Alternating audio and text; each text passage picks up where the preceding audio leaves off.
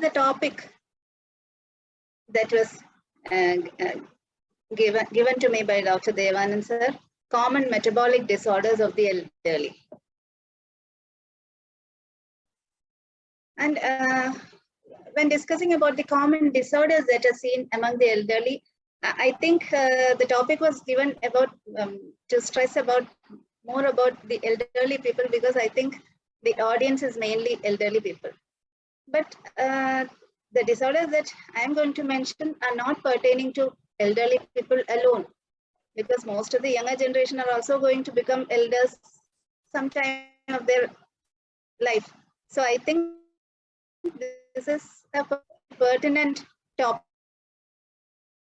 that has been given. So now coming to the common disorders that are seen among the elderly, these are some of the commonly among the elderly people: diabetes, hypertension, metabolic syndrome, fatty liver, obesity. All these are just a few. I have mentioned just a few of the disorders that are seen commonly. Now coming to metabolic disorder, I would like to first of all mention that a complete topic is beyond the scope of such a session. So I plan to limit my discussion only to a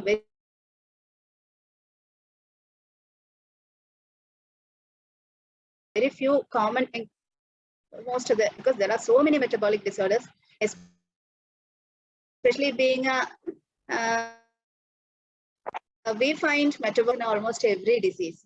So that's a very general and vague. I'm going to limit by mentioning to a few disorders. I hope it's okay. So these are the common metabolic disorders that are seen nowadays, especially among resistance and hypercholesterolemia. See a few details about each of these in few points. Okay.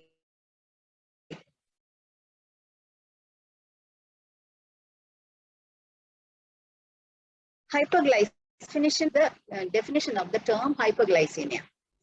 So for defining hyperglycemia, you should first of all know what is the normal range of blood glucose level. That I think most of you must be knowing. The normal fasting blood glucose level is between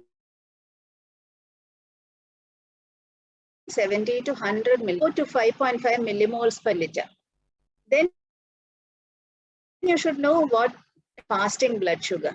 By the term fasting blood glucose level, we mean the blood glucose level of a patient who has fasted for at least 10 to 12 hours after food. The glucose level in a blood sample that is taken after 10 to 12 hours after the last food intake. That is what we mean by a fasting blood glucose level. And usually this means the blood sample coffee early in the morning. So that comes to a deciliter normally. Similarly, am I Devanand sir, am I audible? Certain splitting also, splitting of a voice. So is your net connection is perfect? Net connection? Let me. Splitting of the dialogue. That's the certain time of the presentation, not every time. So what about the net connection? I hope they are clear, sir. Now it is clear. It is clear. Net connection is okay here, sir. Okay, fine. Okay, shall proceed. I continue, sir? Okay, proceed. Okay, sir. Okay, sir. Similarly, there is another blood sample that is also taken, that is postprandial blood sugar level, postprandial blood sample. And the postprandial blood glucose level should be below 140 milligram per deciliter. That is the normal level, or less than 7.8 millimoles per liter. And then also you should know what is meant by postprandial means after. Postprandial means after. It doesn't mean a sample that is taken immediately after taking food, but the blood sample that is taken after about 1.5 to 2 hours after a normal meal. That is what we mean by postprandial blood sugar. And in such a sample, in a postprandial blood sample, the glucose level should be less than 140 milligrams per deciliter. That is a normal range.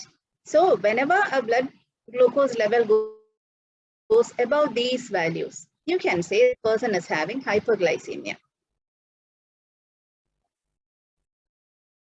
Now, what are the causes of hyperglycemia? Commonly seen causes of hyperglycemia are, of course, all of you know, diabetes mellitus is the commonest cause.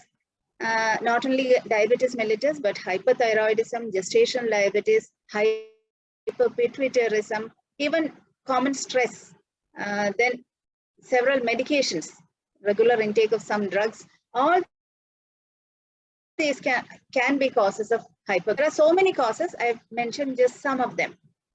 Of course, out of these, the commonest one is diabetes mellitus. Now we'll see some details regarding diabetes mellitus.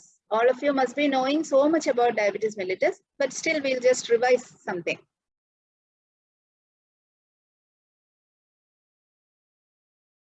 Okay, diabetes mellitus is one of the phases today.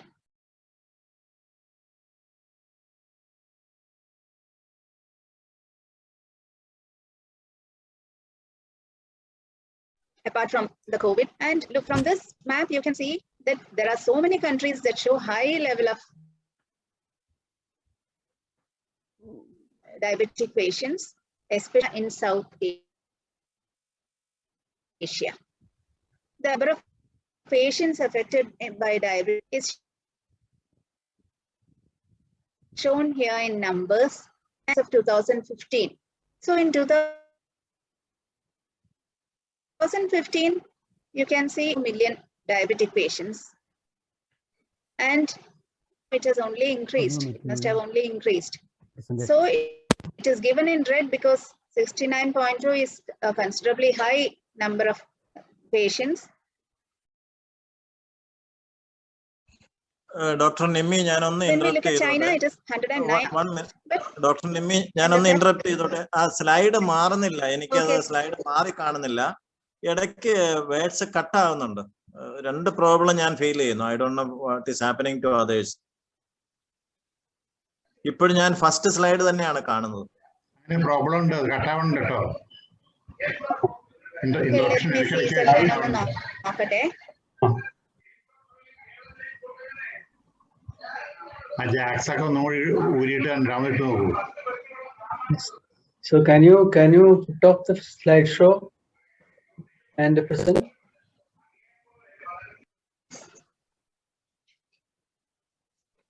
This slide can you change the slides? Second slide വന്നു. Okay. Can you change the slide?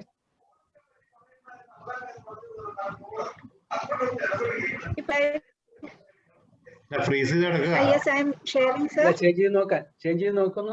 Okay. വരുന്നുണ്ട്.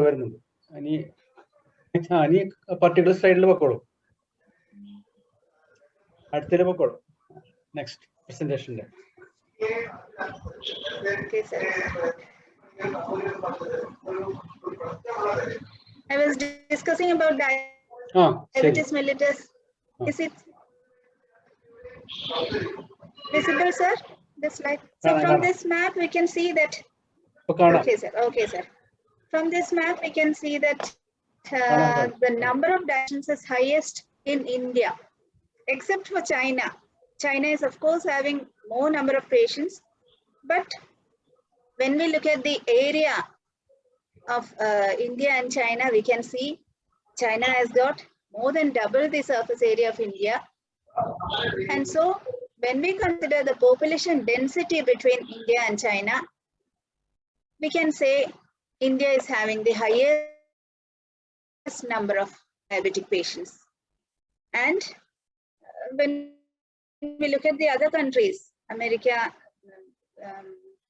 Japan, Bangladesh, Egypt, Brazil, all these countries are having much lesser number of diabetic patients than India. And of course, India is Now, India has now become the diabetic capital of the world. There were 69.2, almost 69.2 million diabetic patients in 2015. And it is proposed that by 2030, the number of diabetic patients will be going up to 80 million or even more than that. And it's due to diabetes alone. So you can understand the gravity of the situation. And under the different states of India, here also you can see we can be proud. I don't know whether it is to be proud or not. The highest among all the states of India is seen in the South Indian states, Kerala and Tamil Nadu. More than 10.5% prevalence is seen in Kerala, Tamil Nadu, and of course in Union Territory of Delhi also. So again, when we compare the population density between Kerala and Tamil Nadu, then also we can say Kerala is of course the diabetic capital of Kerala, of India. So the incidence of diabetes is on the rise everywhere, especially in Kerala and India. And diabetes mellitus, you all know, it's a metabolic disorder resulting from either deficiency of insulin or resistance to the action of insulin. That is what happens in diabetes mellitus. And because of this reason, the main effect is hyperglycemia, increase in blood glucose level. That can finally lead to several systemic complications. That happens in diabetes mellitus. And you must be knowing the symptoms of diabetes. To the doctor with symptoms like this, rate of passing urine will be increased. That means the patient will start passing more urine. That is known as polyuria. There will be increased thirst. That is known as polydipsia. And so that is increased hunger. These are the three typical features, symptoms that a diabetic will be having. So when such a patient presents to a physician, the first thing the physician will do is ask for a blood sugar level. And when your patient is having diabetes itself or some other disorder that can cause the symptoms that I told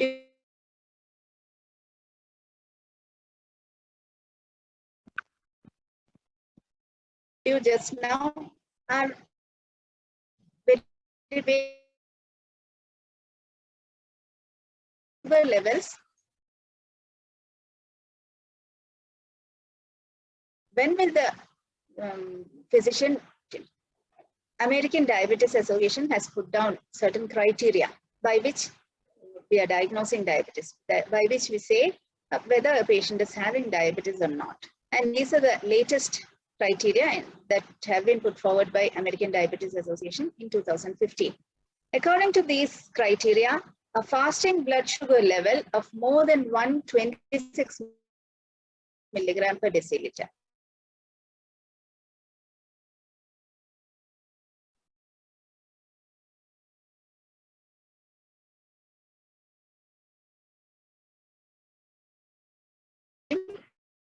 Fasting blood, I'd like to mention about a test known as oral glucose tolerance test, OGTT. That is the specific test that physicians employ to confirm presence of diabetes in a patient in whom they suspect diabetes. Okay, so this is the test to be done whenever you suspect diabetes in any patient. Suspicion can be converted to either a confirming a diagnosis or ruling out diagnosis of diabetes, can be done by OGTT. This OGTT is done by giving glucose load to the patient. A glucose, 75 gram glucose is given to the patient, and after that, blood sample and urine sample are assessed at different half-an-hour intervals. Serial assessment is done, and it is the 2-hour glucose value that is important for diagnosing diabetes mellitus. Okay, So in an OGTT, oral glucose tolerance test, 2-hour glucose level, when it goes above 200 milligram per deciliter, then also you can say the patient is having diabetes mellitus.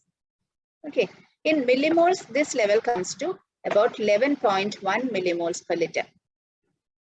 Okay, I am giving the millimoles value only because usually we go by the milligram per deciliter unit, but some of you may be having glucometers at home, which will show only in millimoles.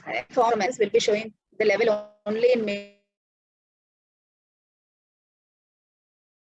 millimoles. That's why I am giving the millimole. Glucose level goes above 200 milligrams per deciliter or 11.1 millimole per liter, we can say a patient is diabetic. Okay. Similarly, another blood sample that we take for diagnosing diabetes is known as random blood glucose. Random blood glucose means blood glucose estimated in a sample that is taken then and there at any time, irrespective of whether the patient has taken food or not. When a blood sample is taken, that is known as a random blood sugar blood sample. Okay, in a random blood sample, when the glucose level goes above 200 milligram per deciliter, also we can say the patient is diabetic. Okay, similarly, there is another test known as glycated hemoglobin. You must be familiar with this term. It is also known as HbA1c. And HbA1c level, when it is above 6.5%, that also indicates that the patient is diabetic. So these are the 4 tests by which can be said to be diabetic or not. Okay, these are the confirmatory tests. And whenever the levels of these tests, any of these tests in level range, it has to be repeated. Okay, so fasting blood sugar when it is above 126 milligram per deciliter or 2-hour glucose level after in OGTT, after glucose load, when it goes above 200 milligram per deciliter, similarly goes above 200 milligram per deciliter, or when glycated hemoglobin level goes above 6.5%. All these are indicative of presence of diabetes in any patient. But at this end, I told you, these are the criteria laid down by American Diabetes Association that is widely accepted all over the world. But in India, ICMR and WHO also have put down some other criteria. These are also considered, those that I told just now, they are also considered as diagnostic of diabetes, but they insist that 2 fasting blood sugar levels more than 126 milligram per deciliter alone can be taken as a diagnostic of diabetes. A single fasting blood sugar level cannot be considered. This is what ICMR and WHO are saying. So according to our biochemistry textbooks also, we go by this value.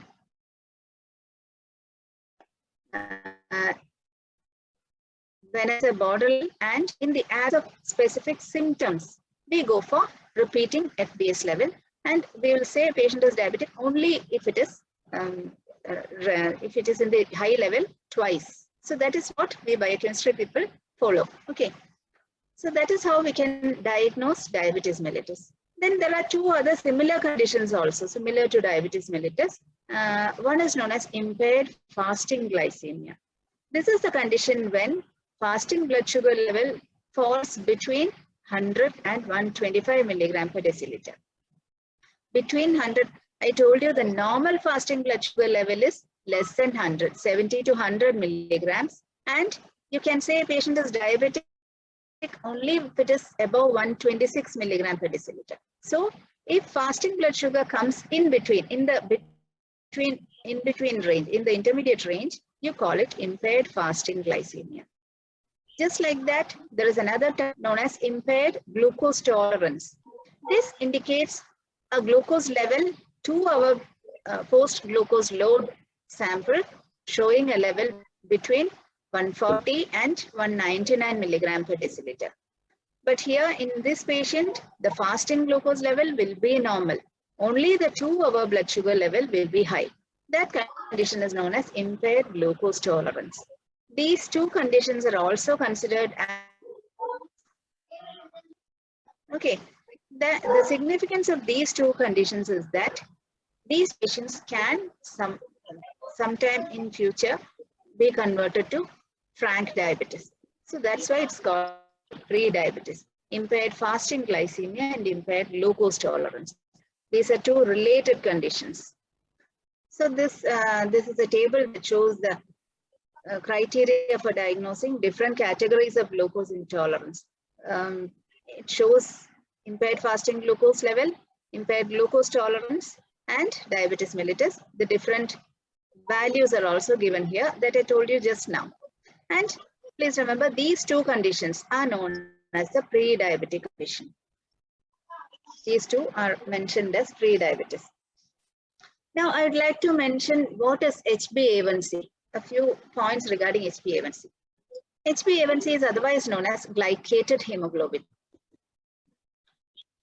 You know, oxygen carrying protein that is seen inside RBCs, inside red blood cells in the blood. This hemoglobin, when it comes across, when it encounters glucose molecules, some amount of glucose can become attached to hemoglobin, can become bound to hemoglobin in a somewhat spontaneous or non-enzymatic way.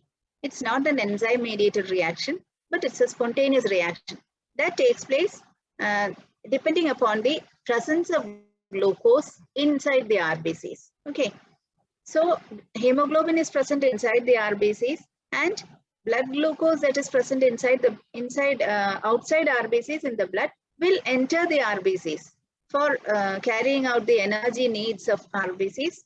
Glucose is taken in, and according to the amount of glucose that is present in blood, the same corresponding amount of glucose molecules will enter the RBCs also, and some of it will combine with the hemoglobin molecules to form what is known as glycated hemoglobin. And a red blood cell reaction is that this glycation reaction is a permanent reaction, permanent or irreversible reaction. So once a glucose molecule in, it will not be released as such. It will be released from hemoglobin only after the RBC ruptures. Once it finishes its lifespan, the lifespan of an RBC is about 120 days, 120 days. So only after 120 days, when the RBC ruptures, this hemoglobin will become destroyed, and only at that time will the glucose molecule attached in glycated hemoglobin be released. So it's a irreversible permanent reaction. So hemoglobin that is present in the form of glycated hemoglobin, I told you it is according to the concentration of glucose that is present in the RBCs that glycation reaction takes place. So when you look at the percentage of hemoglobin that is glycated, you can get an idea about the amount of glucose that is present in the blood,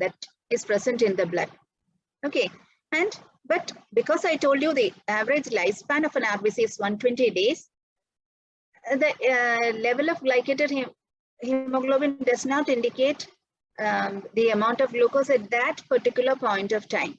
Actually, it indicates the blood glucose level over the last 2 months. Okay, because glycation is a process that takes place right from the beginning of the lifespan of the RBC. Whenever the RBC enters circulation from bone marrow, when it is released and when it enters the blood vessels, and once it starts circulation, it starts glycation also. And it is dependent upon the concentration of glucose that the percentage of glycated hemoglobin is seen. And actually, this is taken as an indication of an average glucose level that is maintained within the past 2 months. That is the importance of glycated hemoglobin, HbA1c. And this is measured usually, nowadays physicians actually prefer this method because this the level of HbA1c does not depend upon whether the patient is fasting and how much time, how many hours have lapsed since the patient's last food intake. All those matters, facts do not matter while testing for HbA1c. So it can be done then and there. That's why most of the physicians are now depending on HbA1c as a preferred method for diagnosing diabetes mellitus. That is about HbA1c. So now looking at the different blood tests, we can say these are the levels by which we can diagnose pre-diabetic conditions and diabetes. Okay. Now, I think type 1 diabetes, type 2 diabetes, gestational diabetes, maturity onset diabetes of the young, like that, it's a big classification for diabetes. Out of this, I will describe just two main types, that is diabetes and type 2 diabetes. Type 1 diabetes was earlier called insulin-dependent diabetes mellitus, or IDDM. And it is seen affecting younger patients, younger age. Most of the patients who were diagnosed as having type 1 diabetes belong to a younger age group. And the main defect in type 1 diabetes is deficiency of insulin due to defective pancreatic beta cells. Insulin is a hormone that is secreted by the beta cells of the pancreas. So when the beta cells, when there is damage to pancreas, the beta cells also will be damaged. As a result, there will be deficiency of insulin. And this is what happens in type 1 diabetes. But type 2 diabetes mellitus is different. It was earlier called non-insulin dependent diabetes. Nowadays, the terminology has changed to type 1 and type 2. That is mainly because later it was found out that even older age group people can develop type 1 diabetes, and even type 2 diabetes mellitus need insulin. So you cannot say type 2 diabetes is totally not dependent on insulin. That's why this terminology was changed. Nowadays we call it type 1 and type 2. Okay, type 2 diabetes seen affecting older age group people. And actually the difference is that there is no insulin deficiency in type 2 diabetes. But what happens in type 2 is what is known as insulin resistance. Okay. Before going to insulin resistance, I'll briefly describe the action of insulin. I'm not going to too much of biochemistry jargon. I'll just go through the important points, that's all. As I told you just now, pancreas has got alpha and beta cells, and it is the beta cells that produce a hormone of insulin known as proinsulin. And this proinsulin becomes later cleaved into two parts, out of which the functional part is insulin. Okay, and the main action of insulin is that it increases glycogenesis. That means increases production of glycogen from glucose. It increases lipogenesis, conversion of egg fat. That is also increased by insulin. It increases glycolysis. Glycolysis is the main mechanism or a metabolic pathway by which cells derive energy or ATP from glucose. So that is also increased, stimulated by insulin. At the same time, insulin inhibits or reduces the amount of glycogenolysis. That means the amount of stored glycogen is not converted to glucose. Glycogenolysis is actually a process that results in increase of blood sugar level, increase in blood glucose. So insulin inhibits this process by which more glucose is added into blood. And of course, insulin, the action of insulin is not limited to glucose alone. It increases protein synthesis also. So these are the important actions that insulin has on the different biomolecules, namely carbohydrates, lipids, and protein. And exactly the opposite action is provided by glucagon, which is another glucose level controlling hormone, which is produced by the alpha cells of pancreas. Okay, glucagon opposes the action of insulin. It increases glycogenolysis, thereby converting the glycogen that is stored in the liver into glucose and pouring out glucose into blood. Okay. Similarly, process by which more glucose is synthesized and added into blood. So these three actions, these two actions, these processes are increased by glucagon and at the same time decreased by insulin. And these are the mechanisms by which insulin causes a reduction in blood glucose. Okay. And because of these mechanisms, insulin causes a decrease in blood glucose level. And in diabetes, insulin is deficient. These actions of insulin will not take. As a result, the actions of glucagon therefore will be unopposed. So there will be increased glycogenolysis or conversion of glycogen into of glucose from other sources also. This is how lack of in diabetes mellitus leads to hyperglycemia. Okay, this results in high blood glucose level. Okay, I told you type 1 diabetes is somewhat rarer when compared to type 2 diabetes. It is seen affecting persons lesser than 30 years of age. And here the main defect is deficient pancreatic beta cell. As a result, there will be hyperglycemia due to insulin deficiency. And insulin deficiency is manifested as low insulin level when you check the insulin. Okay. And so also type 1 diabetes patients are more prone for developing the various complications more commonly in people. And there will be increased cholesterol level in type 1 diabetes. I told you there will be hypoinsulinemia in type. Normal insulin level is less than 20 international units per type 2 diabetes. This is the most commonly seen type of diabetes. More than 90% of patients having diabetes have type 2 diabetes actually. This is seen affecting older age group people. And actually in type 2 diabetes, there is no insulin deficiency. But hypoglycemia is there. That is due to what is known as relative insulin deficiency. There is no absolute deficiency of insulin, but here there is a relative insulin deficiency. Comparatively, there is an insulin deficiency. And that phenomenon is known as insulin resistance. Insulin resistance is actually decreased biological response to normal levels of circulating insulin.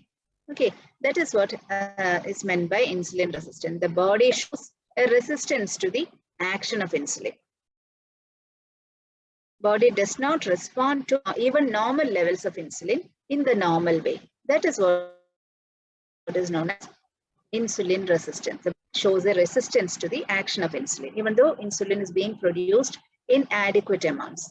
Okay, so in such a patient, if you check the blood level, there will be, and in insulin, if insulin resistance is there, the body produces insulin, but the effect of insulin, there is no insulin. So the body, pancreas tries to secrete more and more level of insulin.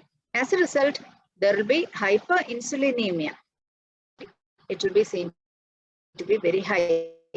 But at the same time, because action does not take place, there will be hyperglycemia also. So this is how type 1 diabetes is different from type 2 diabetes. Okay, of course, just like type 1 diabetes, here also there will be hypercholesterolemia. And this picture will make it more clear. When the action of insulin is like this, insulin that is secreted from the beta cells of pancreas will go and attach to molecules known as proteins known as insulin receptors that are present on the surface of plasma membrane of cells. Most of the tissues, cells of the tissue will have insulin receptor. A series of biochemical reactions will take place inside the cell that results in translocation of a molecule, another protein known as, this is the protein known as glucose transporter. glucose transporter proteins that are present inside the cytoplasm of cells will be translocated by insulin to the surface of the cell membrane. Okay, and these glucose transporters act as gates or entry points for entry. They are transporters of glucose. They allow transport of glucose from outside the cell to inside the cell. That's the action of glucose transporter molecule. Sorry. So when insulin acts, it causes translocation of glucose transporter, which results in entry of glucose from blood into the cell. In type 1 diabetes, because there is no insulin, this action, the intracellular is not translocated to the cell surface, and glucose that is present outside cannot enter into the cell. So for energy purposes, the cell will have to look for other sources, other molecules. You know, glucose is the main energy source for most of the cells of the body. So when in diabetes, what happens is there will be, and so the cell will take up other normal pathways to provide energy molecules for the body or fuel molecules for the cell.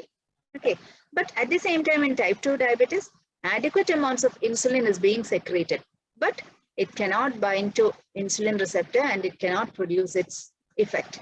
So here also, even though glucose transporters are present, entry of glucose into the cell does not take place. So that's the difference between type 1 diabetes and type 2 diabetes. Now, I told you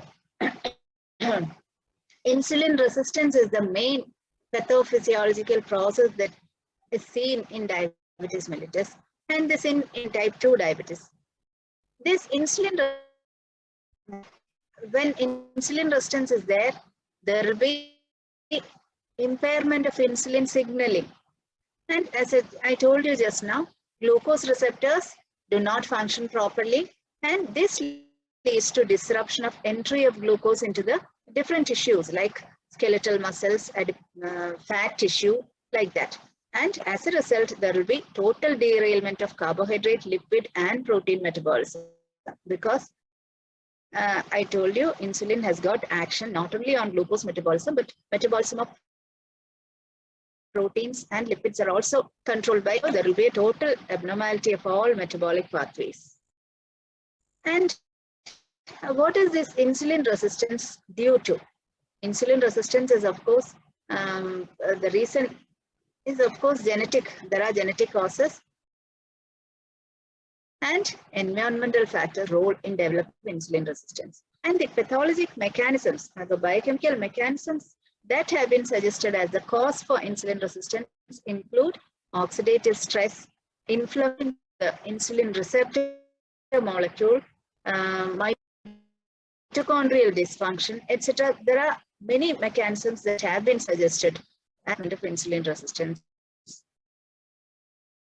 And insulin resistance, I told you, it is seen in type 2 diabetes mellitus, but it's not seen only in type 2 diabetes mellitus. It is commonly seen associated with various other disorders, common disorders like obesity, metabolic syndrome, that is a syndrome I'll be discussing soon. Polycystic ovary syndrome, it's a cause for infertility. Essential hypertension. In all these conditions, you can see same insulin resistance. Okay, and another peculiarity of obesity is that the mechanisms that lead to insulin resistance are all found to be aggravated in obese patients in obesity. So obesity is a very, it's a condition that makes a person very much prone for insulin resistance, type 2 diabetes, and all many such disorders.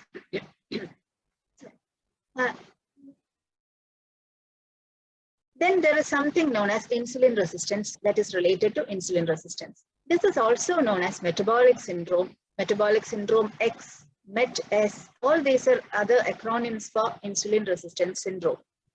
This insulin resistance syndrome is characterized by, I told you, it is a syndrome of disorders is seen. There will be impaired glucose tolerance, hyperinsulinemia, hyperglycemia, obesity, hyperlipidemia, blood lipid level will be high, hypertension, reduced physical activity. All these are different features of insulin resistance or metabolic syndrome.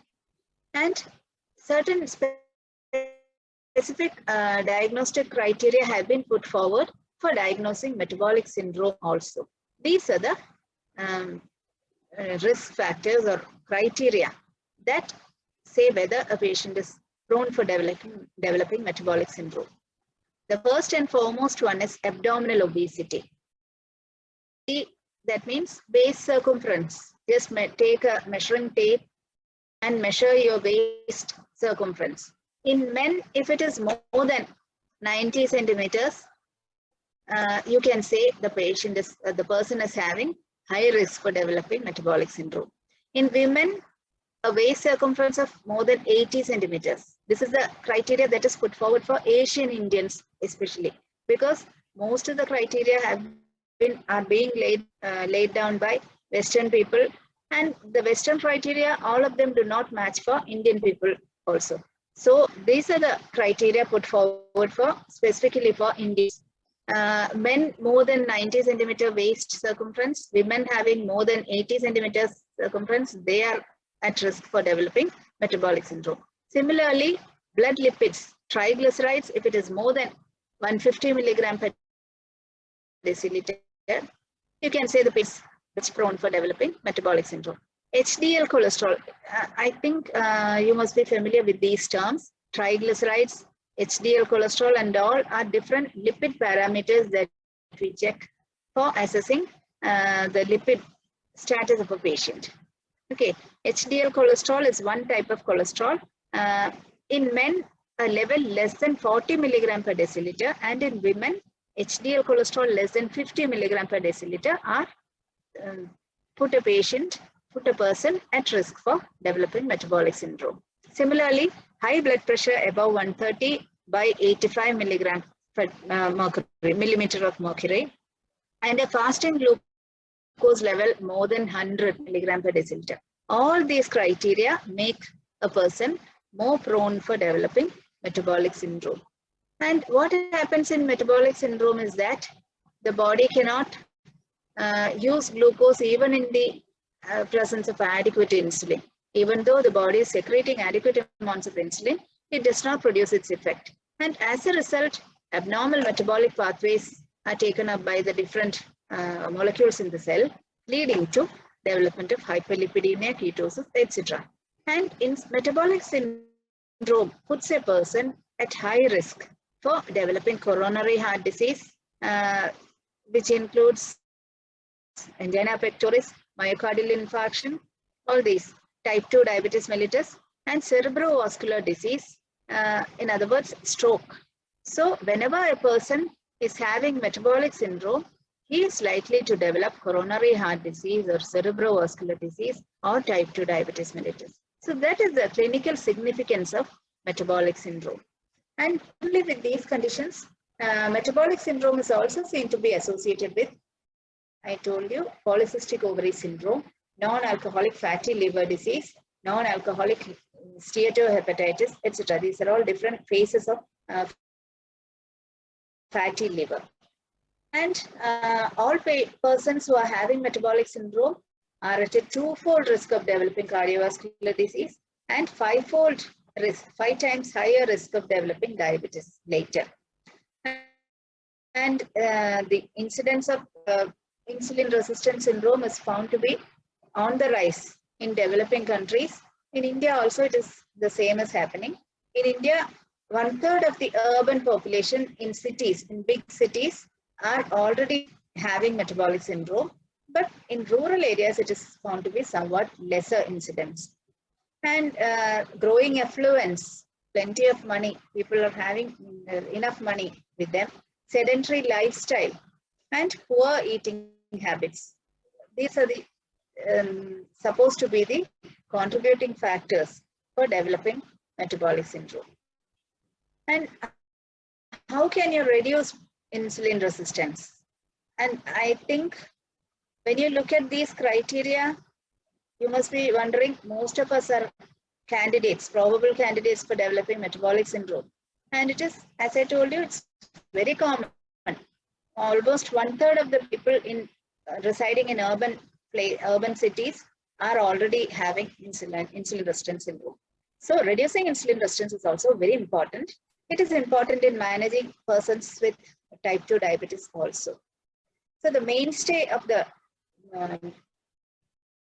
management of a person having insulin resistance is, first of all, weight loss. Bring about weight loss, and a low body weight should be maintained throughout life by altering lifestyle and altering eating habits. Okay, then intake of saturated fats and trans fats should be reduced. Moderate amounts of exercise should be done regularly, and of course, smoking is totally deleterious in any patient who is having insulin resistance. And if all the conventional methods that I told you just now do not work, you can go for drugs also. Drugs like enalapril, lisinopril, which are drugs given for treatment of hypertension. They are also found to be effective in reducing insulin resistance. Similarly, alpha blocker drugs also given for hypertension treatment. They are also found to be good for reducing insulin resistance. Metformin is another drug. An example is glucophage. These are also, metformin is actually found to be very useful. It is actually called the wonder drug. In PCOS patients, so many conditions, metformin is given as the drug. Metformin is also found to be very useful for reducing insulin resistance. Then newer insulin action enhancing drugs like thiazolidinediones also have come up. They are also found to be very effective in reducing insulin resistance. But at the same, these are some examples of brand names of some of these drugs. Actos is actually a thiazolidinedione. Piozer is also another new drug. These are all examples of drugs that can be used if the weight reducing, diet modifying, and lifestyle modifying methods do not work. At the same time, corticosteroids, beta blockers, high dose thiazide diuretics, these are drugs that are seen to aggravate insulin resistance in any patient. Okay, so these should be avoided as far as possible in a patient having metabolic syndrome. So finishes hyperglycemia and insulin resistance. Now I'll go for hypercholesterolemia. The term hypercholesterolemia means increase in cholesterol level above normal level. And this is the normal lipid profile of any patient, of a normal healthy adult. Total cholesterol level, these are the parameters that we check for while looking at the lipid profile of a patient.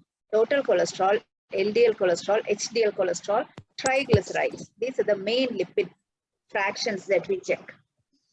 The total cholesterol level of 140 to 200 milligram per deciliter is considered to be normal.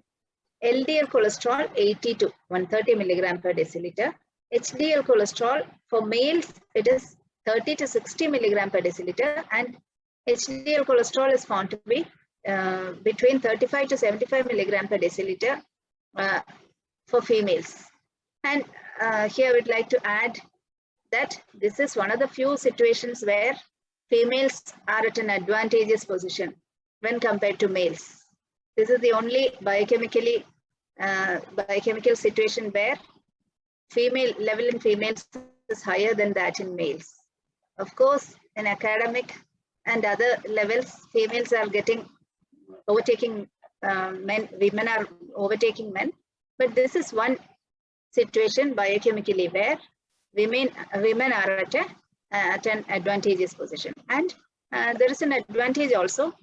HDL cholesterol provides protection for the complications of hyperlipidemia, and that is one reason why women are at a lesser risk for developing angina, myocardial infarction, and coronary artery diseases like that when compared to men.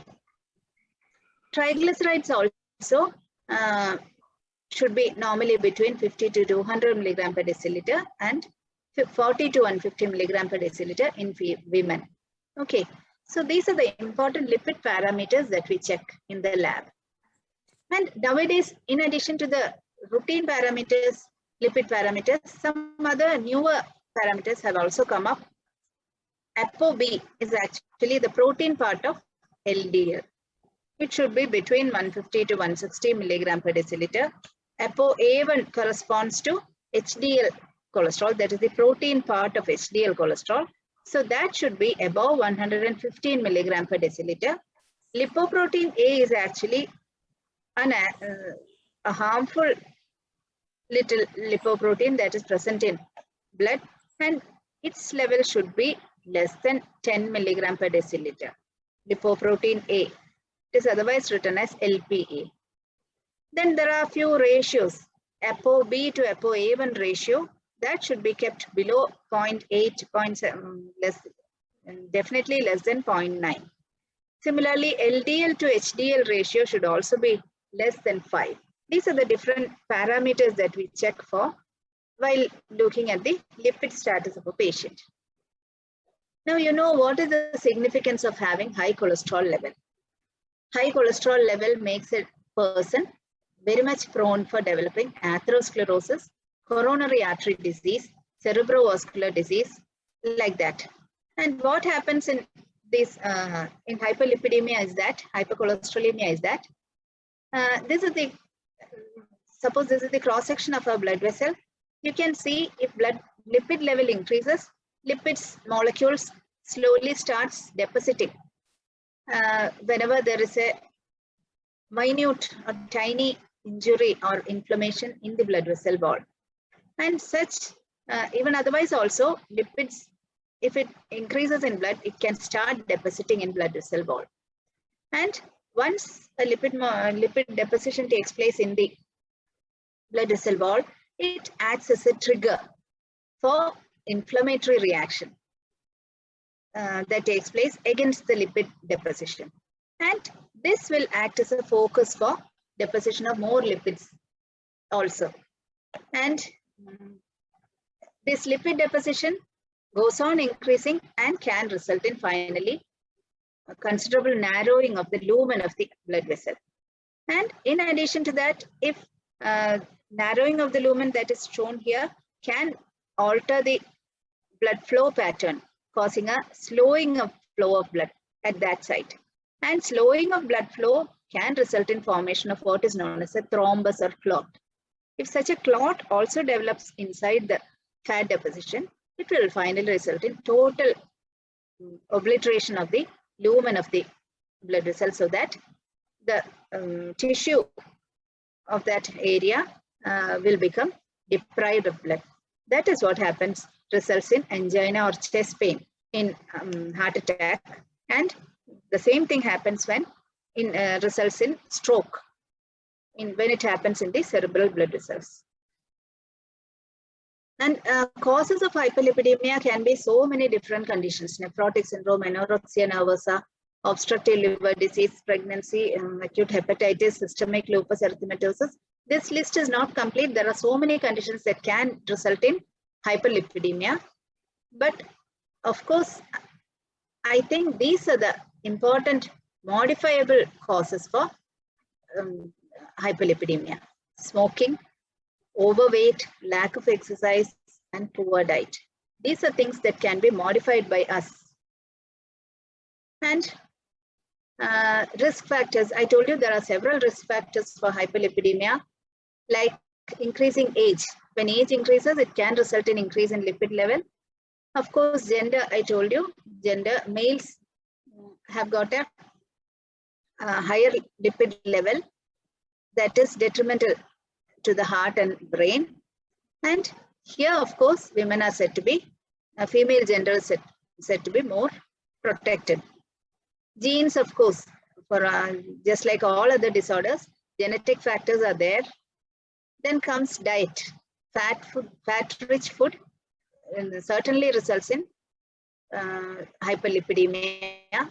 Then sedentary lifestyle. Couch potatoes will definitely finally end up in hyperlipidemic state. Stress related to job or other situations is another factor that can contribute to lipid increase level.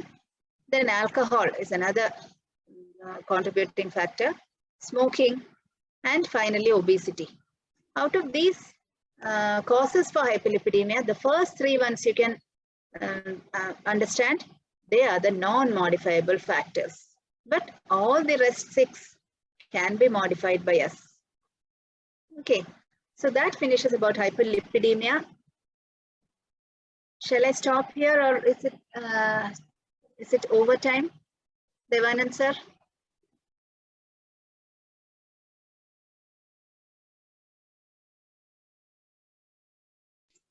You can continue. Okay. Okay, sir. Finish. There are a few more slides also. Okay. Okay, sir. Okay. So now I'll go on.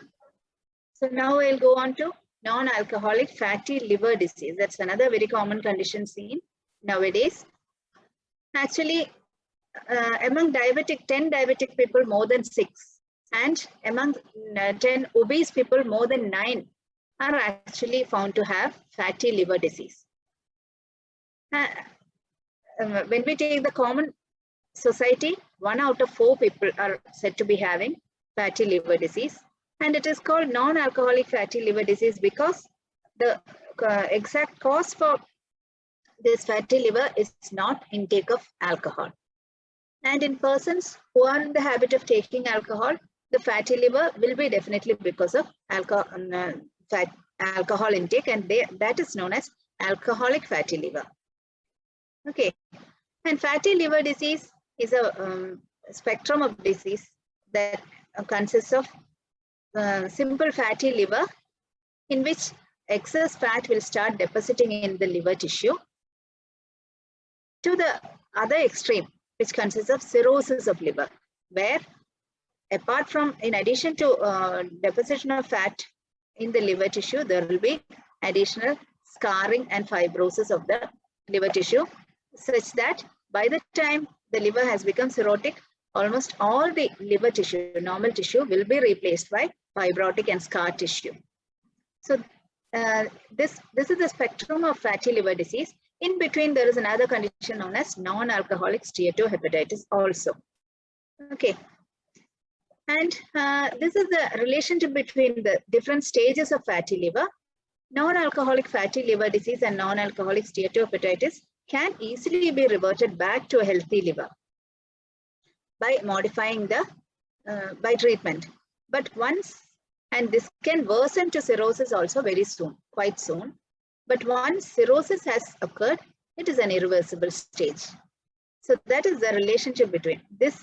The middle stage can be converted back to the normal healthy stage also. Causes of fatty liver are also varied. It can be because of several toxic medications, hepatotoxic drugs. Like there are several anti-cancer drugs and all are said to be hepatotoxic. Fats, hyperlipidemia is another condition. That is only when lipids become excess in blood, they will start depositing in liver. Okay, then diabetes is another condition, reason for developing fatty liver. And in obese patients, when they try to lose weight, rapid weight loss is found to result in fatty liver disease. Then genetic factors and all are just like all other disorders, genetic factors are also there. And just like the diverse causes of fatty liver disease, there are different symptoms also. Most of the symptoms of fatty liver disease are vague, non-specific symptoms like vague abdominal pain, excessive fatigue, dark color of urine. All these are sometimes we may experience these symptoms even in a summer day, isn't it? Excessive fatigue will be feeling because of dehydration. There will be darkening of urine. Urine will be concentrated. But easy bruising and all will be, if you see these symptoms also, you should suspect presence of fatty liver. Pale color of stools and jaundice. If all these are also seen, you can say you can suspect fatty liver. Now, what are the modifiable diet condition or diet that can help in preventing fatty liver disease or reverting a fatty liver to a normal liver? Of course, leafy vegetables like cabbage, broccoli, cauliflower, spices like turmeric, garlic, nuts like avocado and walnuts, even our cashew nut is very good, found to be very good in fatty liver disease. Lime, vitamin C is good, found to be good. Almost all the fruits and vegetables, and healthy oils, different types of omega-3 fatty acids, different types of proteins, fruits, vegetables. Vegetables actually provide fiber and carotenoids. That's how they can reduce fatty deposition in the liver. And the polyphenols and flavonoids that are present in green tea, that is also said to be helpful. Now regarding all the metabolic disorders that I mentioned just now, how can you control all these? There are some tips for healthy living that will help in checking or controlling the above said common metabolic disorders, namely hyperglycemia, insulin resistance, hypercholesterolemia, fatty liver disease. All these can be prevented or checked by, first of all, avoiding smoking, taking regular exercise, reduced sugar intake, vegetable oils, and green leafy vegetables. Avoiding smoking, actually cigarette smoke is said to have more than 7,000 different harmful chemicals, out of which more than 70 are have been proved to be carcinogenic. So smoking should be totally avoided. And most of these are toxic to the liver also. That will aggravate the condition of fatty liver. Next, exercise. Regular exercise is found to be very useful in controlling all these conditions. It can be either jogging or brisk walking, or running in a slow pace, or even Zumba at home. You can do it at home also. All this can be tried. Walking and jogging should be done at least for 20 to 30 minutes per day, or if you are not able to do it daily, 150 minutes per week. That limit can also be kept. Or in other words, you can give 1 or 2 days free also. If you are regularly taking 30-minute walking for 30 minutes or jogging for 30 minutes, you can give 2 days free also every week. Reduce sugar intake. That is another very important thing that should be followed. Excess sugar should be controlled. Right after the age, starting from the age of 50 itself, I would suggest reduce sugar intake.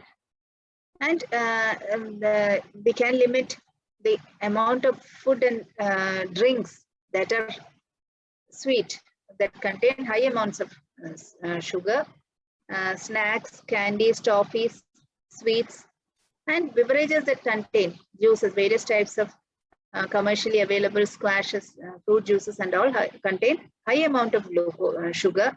That should be restricted. And instead, you can take in fruits and vegetables. Actually, fruits and vegetables together to about 400 grams should be taken daily. So that should suffice for the amount of sugar that you take in. Say no to excess sugar. Similarly, vegetable oils should be preferred to other non-vegetarian oils. And actually 20 to 25 grams of oil per day is allowed. It's the healthy level of oil consumption. 20% of total calories that a person takes in food should be derived from fat. This of the total calories should come from fat. And out of these, one third of this 20% of calories should be saturated fat, 1/3 should be monounsaturated fatty acids, and the remaining third should be polyunsaturated fatty acids. That's how the distribution of fat should be done in our normal diet. Looking at the normal Indian diet, especially Kerala Malayali diet, the total normal amount of cereals, pulses, and different kinds of vegetables, paripa in sambar, and like that, all these are able to provide. These all contain what are known as invisible oils, because all these cereals and all contain some amount of fatty acids in them. That is enough. That itself provides about 10 to 15 grams of oil per day. The normal cereals, pulses, and vegetables that are present in our chorum, kutan, everything will contain 10 to 15 grams per day of oil. So the rest, about 5 to 10 grams of oil is only allowed extra to the normal diet.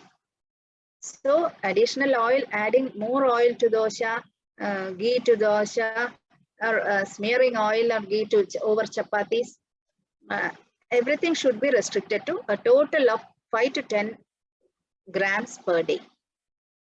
Okay, and that itself, vegetable oils like polyunsaturated fatty acid rich oils, PUFA rich oils like sunflower oil and safflower oil are said to be very good for your heart. The cardiovascular diseases can be reduced because of hypercholesterolemia, can be reduced by using sunflower oil, safflower oil when compared to other types of oil. But of course, because we are in the habit of using coconut oil, Malayalis are very much in favor of using coconut oil. But coconut oil is also not found to be that harmful. And the key word is again, whatever oil you use, the key word is moderation. Moderate amounts of oil. If it is used, whatever be the oil, that should be looked for. Use only moderate amounts of oil. Excess of oil should be prevented. That is the key word to be followed while going for oil-rich food. Okay. The next is green leafy vegetables. There are a lot of green leafy vegetables that can be taken in our surroundings that are available for us. Not only the hi-fi vegetables like broccoli or lettuce like that, even our common cabbage, cauliflower, sambar jeera, tagara, muringela, pachachira, chonachira, chembandal, all these are very good and very good for preventing hypercholesterolemia. Green leafy vegetables should be used in plenty, especially after 60 years of age. And I would like to suggest this food pyramid, healthy food pyramid for your vision for using. Okay. The top portion of this food pyramid shows the items that should be used least. Here you can see the top portion of the pyramid shows meat. Below that, it is written sweets. It shows sweets. So meat and sweets should be consumed, it says, only once in a week. This is especially for the elderly people. It is needed only once in a week. More frequent use than once in a week is not necessary for the body, and it should be avoided as far as possible. Okay, eggs and chicken can be used more frequently. Milk products and fish can also be used more frequently. And when we consider the different types of proteins, egg protein and milk protein are considered as the most complete type of proteins. So egg, chicken, milk products and all can be taken daily if needed. It is optional, but it can be taken daily. Eggs and chicken also come under the once in a week fraction. Milk products and fish can be taken daily if needed. And the daily diet should consist of vegetable oils, healthy vegetable oils, vegetables, fruits, legumes, nuts and seeds. This should be almost equally distributed in the diet. Vegetables, fruits, and legumes, nuts, beans, peas, like that. Payarvargangal, fruits, vegetables. There should be a considerable portion of these in diet. And whole grains, the main bulk of our diet should be made up of whole grains like rice, wheat, bread, noodles. And here I would like to mention, because we are in the Keralites are in the habit of using parboiled rice or pulkalari.